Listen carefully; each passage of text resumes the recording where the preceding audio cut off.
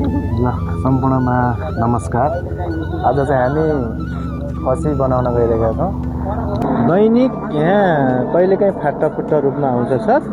यहाँ मेन हाम्रो सोमबार र शुक्रबार अनि बुधबार धेरै जसो आउँछ।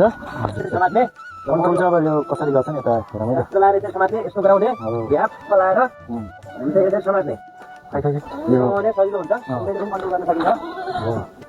हामी पहिला हामीले बडीको लागि हामीले के गर्छौँ एन्टिसेप्टिक लगाउँछौँ। कुनै कीटाणुहरू जीवाणुहरू केही छ भने है हामीले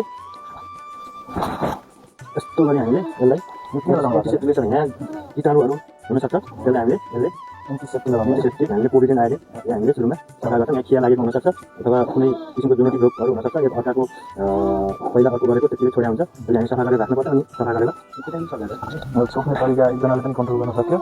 यो यस्तो होइन हामीले यो भास्टिलेन्सलाई हामीले च्याप्ने भास्टिलेन्स भनेको के हो? यो चाहिँ हाम्रो बिरेबानी नली भन्छ त्यसलाई। भने चाहिँ अब यसलाई यो रुडिमेन्टरी टिप भन्छ यसलाई असर गऱ्यो भने मर्न सक्छ। त्यही भएर हामी पहिला मजाले हामीले